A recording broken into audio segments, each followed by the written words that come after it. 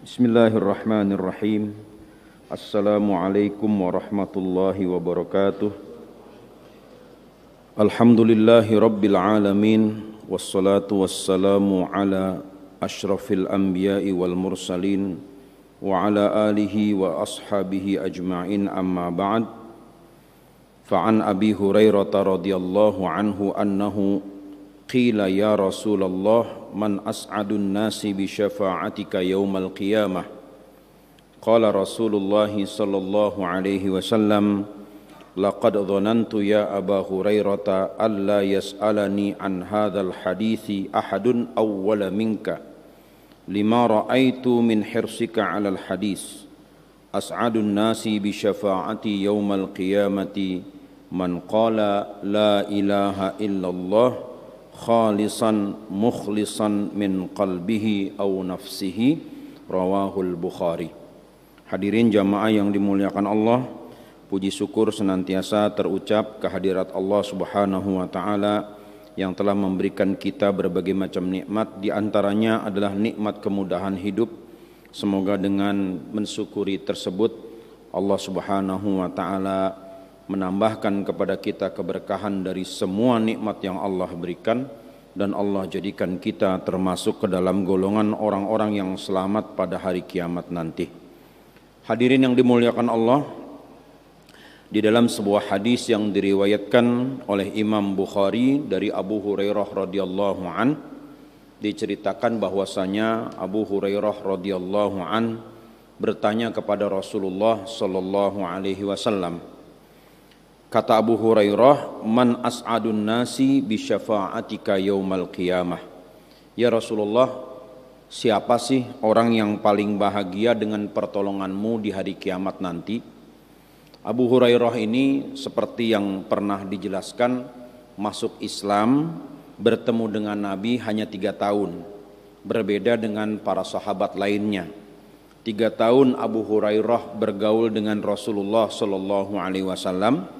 Tapi banyak sekali riwayat hadis yang didapat oleh Abu Hurairah. Abu Hurairah tercatat sebagai sahabat nomor 2 yang mendapatkan riwayat hadis lebih banyak dibandingkan sahabat yang lain. Yang paling banyak adalah istri Rasulullah sallallahu alaihi wasallam, Aisyah. Aisyah meriwayatkan hadis lebih banyak daripada Abu Hurairah, dan itu wajar saja karena Aisyah radhiyallahu anha tidur bersama Nabi, hidup bersama Nabi, sehari-hari bersama Nabi, sehingga beliau melihat, mendengar, berbicara, bahkan sampai pada hubungan yang lebih pribadi dengan Rasulullah sallallahu alaihi wasallam. Kita mengetahui bagaimana cara Rasulullah mandi janabah itu dari istri Rasulullah, dari 2 istrinya. Yang pertama dari Aisyah, yang kedua dari Maimunah. Aisyah dan Maimunah ini menceritakan bagaimana cara mandi janabahnya Rasulullah sallallahu alaihi wasallam.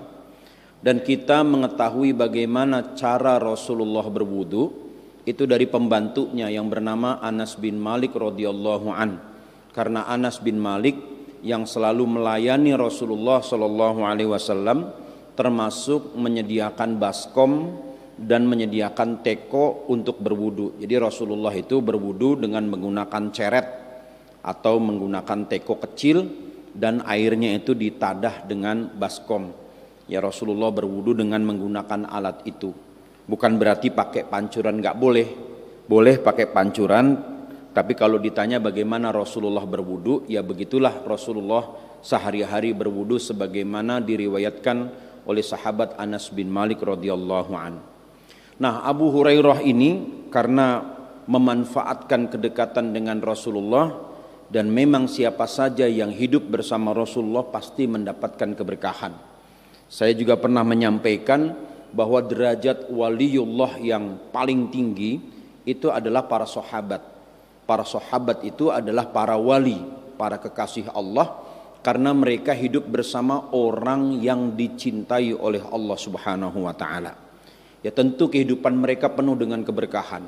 Kita bersalaman dengan sahabat itu sama kita bersalaman dengan Rasulullah sallallahu alaihi wasallam. Ada satu hadis yang diriwayatkan oleh Imam Tabrani Rasulullah Shallallahu Alaihi Wasallam mengatakan, man safahani faqad safahani. Orang yang bersalaman dengan orang yang pernah bersalaman denganku, maka dia sungguh sama bersalaman denganku, kata Rasulullah Shallallahu Alaihi Wasallam. Man safahani faqad safahani. Orang yang bersalaman dengan orang yang pernah bersalaman dan orang itu pernah bersalaman dengan Rasulullah Shallallahu Alaihi Wasallam, maka dia seperti bersalaman denganku. Dan ini hadisnya disampaikan secara sambung menyambung, dan untuk mengambil keberkahan biasanya kita mendatangi seorang ulama hadis yang meriwayatkan hadis ini langsung dengan tindakannya, bersalaman dengan orang itu, dengan ulama tersebut, karena si ulama ini sudah bersalaman dengan ulama sebelumnya yang meriwayatkan hadis tentang bersalaman, terus bersambung sampai Rasulullah Shallallahu Alaihi Wasallam, sehingga nanti di yaumul qiyamah ketika kita memanggil Rasulullah Shallallahu Alaihi Wasallam, insya Allah Rasulullah mengenal kita karena kita pernah bersalaman dengan Rasulullah Shallallahu Alaihi Wasallam. Ya, jadi itu diantara keberkahan orang-orang yang hidup bersama dengan Nabi Muhammad Shallallahu Alaihi Wasallam. Maka Abu Hurairah memanfaatkan betul keberkahan itu. Sampai ada yang beliau ingin tanyakan dan itu belum terjadi. Kata Abu Hurairah, man as'adun nasi bi syafa'atika yaumal qiyamah. Ya Rasul, siapa sih orang yang paling bahagia dengan syafaatmu nanti di hari kiamat? Berarti ada orang yang tidak bahagia mendapatkan syafaat dari Nabi. Ada orang yang paling bahagia, ada orang yang bahagia bukan tidak bahagia. Ada orang yang bahagianya biasa-biasa saja.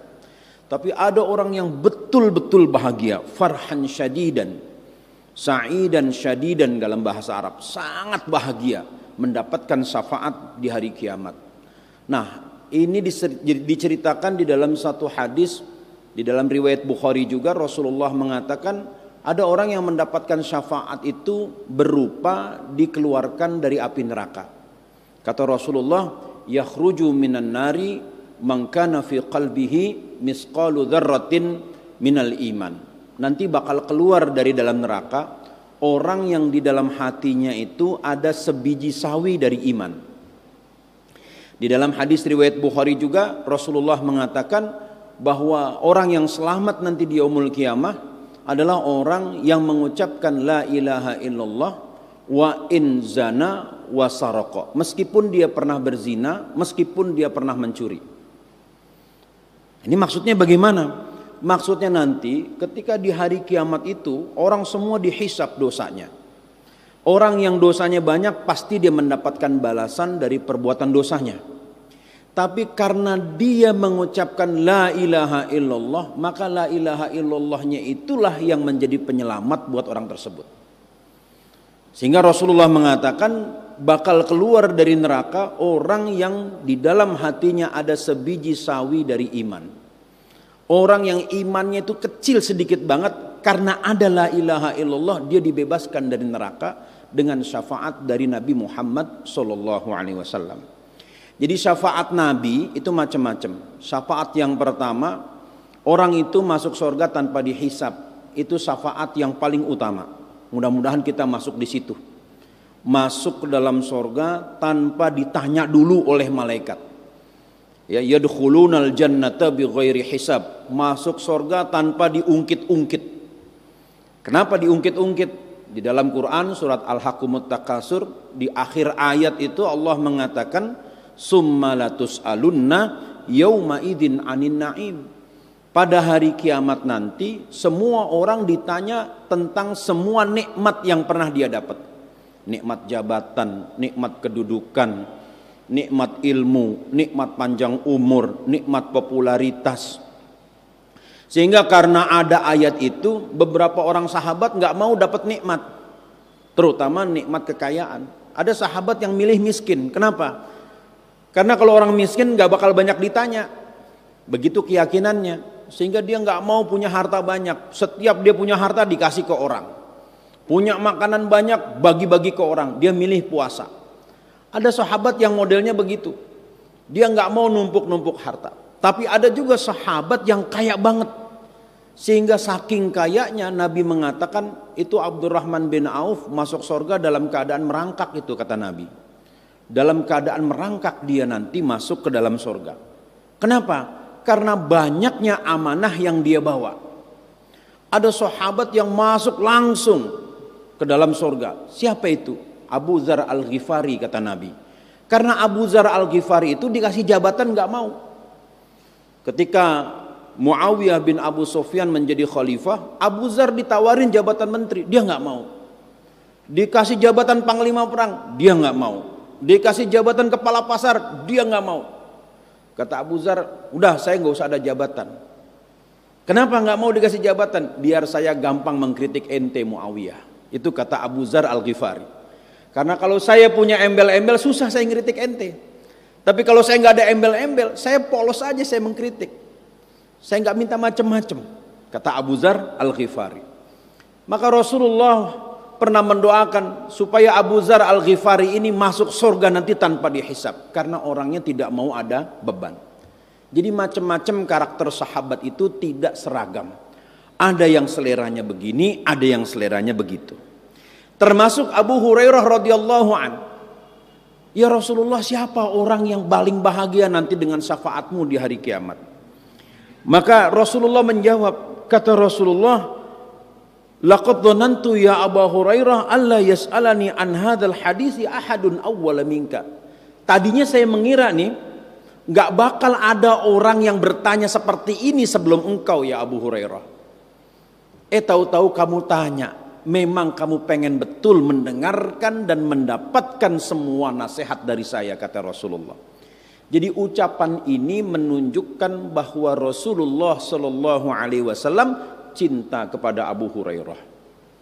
Inilah satu kehormatan, satu kebanggaan seorang sahabat dicintai oleh Nabi Muhammad Shallallahu Alaihi Wasallam. Terus bagaimana kita nih? Kita nggak pernah ketemu Nabi, nggak tahu bagaimana mukanya Nabi. Nggak boleh melukis gambar Rasulullah Shallallahu Alaihi Wasallam. Kalau orang Syiah di Iran, mereka melukis gambar Nabi, dijual di pasar-pasar. Ini loh mukanya Nabi Muhammad seperti ini. Itu orang Syiah. Ahlu Sunnah, para ulama Ahlu Sunnah mengharamkan, mengeluarkan fatwa haramnya menggambar wajah Rasulullah Shallallahu Alaihi Wasallam. Dari mana kita bisa tahu bentuk mukanya Nabi? Badannya Nabi seperti apa? Kalau kita buka di dalam Syama'il Muhammadiyah yang ditulis oleh Imam Tirmizi, ada terjemahannya. Di situ digambarkan bagaimana rupa wajah Rasulullah Shallallahu Alaihi Wasallam. Rasulullah itu hidungnya tidak begitu mancung, juga tidak pesek. Tidak mancung seperti orang Yahudi, tidak juga ke dalam seperti orang Asia. Proporsional hidungnya Rasulullah Shallallahu Alaihi Wasallam. Ya, matanya memakai sifat, memakai celak mata sehingga terlihat matanya seperti bersinar. Kulitnya putih, kulit Rasulullah Shallallahu Alaihi Wasallam. Rambutnya hitam agak kemerahan, bergelombang seperti ombak yang ada di lautan. Jenggotnya rapi, jenggot Rasulullah Shallallahu Alaihi Wasallam, sehingga siapapun yang melihat Nabi pasti suka. Maka dikatakan di dalam kitab Maulid Nabi, man ro'a wajhaka yas'ad. Siapa saja yang melihat engkau wahai Nabi, pasti hatinya senang gembira. Wajah Nabi itu bukan wajah yang menyebalkan, senyumnya teduh. Dan semua umat Nabi Muhammad diberikan kesempatan anugerah dari Allah Subhanahu wa taala bisa bermimpi ketemu dengan Nabi sallallahu alaihi wasallam. Imam Bukhari, penulis kitab hadis ini, mengaku mimpi ketemu Rasulullah sallallahu alaihi wasallam. Beliau mengatakan, laqad ra'aitu fil manami laqad ra'aitu Rasulullah sallallahu alaihi wasallam fil manami fa idza biyadiya mirwahatun adhubbu anhu. Dan di dalam mimpi itu saya mimpi ketemu Nabi, saya mimpi melihat Nabi, dan di dalam mimpi itu saya pegang kipas mengipasi wajah Rasulullah sallallahu alaihi wasallam. Di dalam kesempatan lain Imam Bukhari menceritakan, saya mimpi ketemu Rasulullah sallallahu alaihi wasallam, lalu saya berikan kitab hadis sahih ini kepada Rasulullah. Dan Rasulullah tersenyum, kemudian memberikan lagi kitab itu kepadaku. Lalu aku bertanya kepada guruku, kata Imam Bukhari, yaitu Ishaq bin Rahawai, apa arti dari mimpi itu? Kata guru Imam Bukhari, itu artinya Rasulullah senang kamu mengumpulkan hadis-hadisnya. Masya Allah, satu kebahagiaan satu kegembiraan yang luar biasa. Umat Nabi Muhammad di zaman akhir, di zaman belakangan mimpi ketemu Rasulullah sallallahu alaihi wasallam, dan itu dijamin oleh Nabi. Nabi mengatakan, "Wa man ra'ani fil manami faqad ra'ani." Siapa saja yang melihat aku di dalam mimpinya, maka betul dia melihat aku. Fa inna syaitana la yatamassalu fi surati, karena setan tidak bisa menyerupai wajah dan bentuk badanku, kata Rasulullah sallallahu alaihi wasallam. Dan biasanya Nabi itu kalau di dalam mimpi nggak ngomong. Biasanya kalau orang mimpi ketemu Nabi hanya dikasih bahasa isyarat. Nabi nunjuk misalnya, atau Nabi tangannya dicium. Dan saya mendengar cerita dari banyak guru yang pernah punya pengalaman mimpi ketemu Nabi, itu wanginya 3 hari nggak hilang-hilang. Wanginya 3 hari nggak hilang-hilang. Wangi di tempat tidurnya itu. Jadi bangun tidur sudah tercium harum wangi. Sehingga orang yang bangun mimpi ketemu Nabi itu, Masya Allah, hatinya gembira luar biasa. Inilah keridoan yang luar biasa. Bagaimana gembiranya Abu Hurairah dicintai oleh Nabi Muhammad sallallahu alaihi wasallam. Maka Rasulullah bilang, saya tahu kamu pengen betul mendengar nasihat dariku, wahai Abu Hurairah. Sambil tersenyum. Karena Nabi memang orangnya ceria. Nabi itu orangnya tidak tegang. Enggak serius-serius banget. Nabi itu tegang ketika dia menyampaikan khutbah, itu seperti panglima perang. Tapi ketika bergaul, bercengkrama dengan para sahabat, Nabi itu orangnya santai, enak. Kadang-kadang ada jok-jok yang dilempar oleh Nabi, membuat para sahabat ketawa. Kata Nabi, biar kalian tidak bosan, kata Rasulullah sallallahu alaihi wasallam. Maka Rasulullah mengatakan, as'adun nasi bi syafaati yaumal qiyamah, orang yang paling bahagia dengan pertolonganku nanti di hari kiamat. Man qala, orang yang mengucapkan la ilaha illallah. Orang yang mengucapkan la ilaha illallah. Ucapan la ilaha illallah ini enggak semua orang mau mengucapkan. Kalau nggak percaya silakan buktikan sendiri. Orang Islam saja belum tentu mau mengucapkan la ilaha illallah. Apalagi yang bukan Islam. Ini nggak sembarangan kalimat la ilaha illallah. Begitu juga kalimat subhanallah, nggak sembarangan. Kalimat-kalimat thayyibah, la ilaha illallah, subhanallah, alhamdulillah, masya Allah. Kalimat-kalimat itu Allah langsung yang mengajarkan kepada Nabi, bukan karya Nabi Muhammad. Sehingga karena kalimat itu disampaikan oleh Allah melalui Jibril kepada Rasulullah, tentu kalimat itu punya faedah yang luar biasa. Punya impact yang luar biasa. Kita nyebut Allah saja, pelan-pelan kita sebut Allah. Itu hati bergetar. Gemeteran kita, ngerdek. Kata orang Betawi, ngerdek kita, hati kita, Allah. Kita ucapkan pelan-pelan saja. Dan itu impactnya luar biasa. Apalagi kalau kita zikir subhanallah, subhanallah, subhanallah, subhanallah. Alhamdulillah, alhamdulillah, alhamdulillah. Allahu akbar, astaghfirullahaladzim. Itu pasti ada impactnya. Kalau hari itu tidak dirasakan, insya Allah beberapa hari kemudian pasti kita akan merasakan dampak dari kalimat itu. Maka kita perhatikan anak-anak muda, anak-anak SMA, anak-anak mahasiswa itu kan coba ngucapinnya itu kalimatnya ya Allah. Kadang-kadang bahasanya bahasa ragunan semua. Ya kan, mengungkapkan kesenangan, anjir kan gue suka banget jir kan gitu. Kenapa nggak diganti dengan alhamdulillah gitu loh? Kenapa harus anjir? Ya kan, orang Surabaya cok wes pokoknya cok mantep tenan cok. Kenapa harus cok gitu loh? Kenapa nggak ngucapin alhamdulillah rek, oke pokoknya rek mantep. Karena yang sudah terbiasa ucapan-ucapan tadi yang kayak tadi, yang kasar tadi, sehingga sulit lidahnya untuk mengatakan subhanallah, alhamdulillah, masya Allah. Tapi kalau kita sering dimulai dari sekarang dibiasakan subhanallah, alhamdulillah, la ilaha illallah. Susah itu mengatakan yang kasar-kasar itu susah. Kenapa?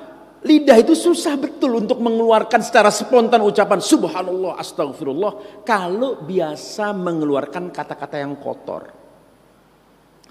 Maka nggak bisa dianggap remeh itu kalimat la ilaha illallah.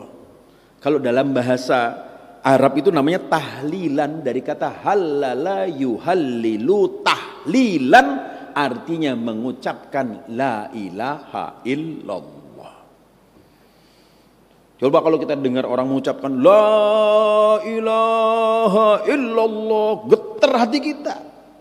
Dan itu nggak sembarangan.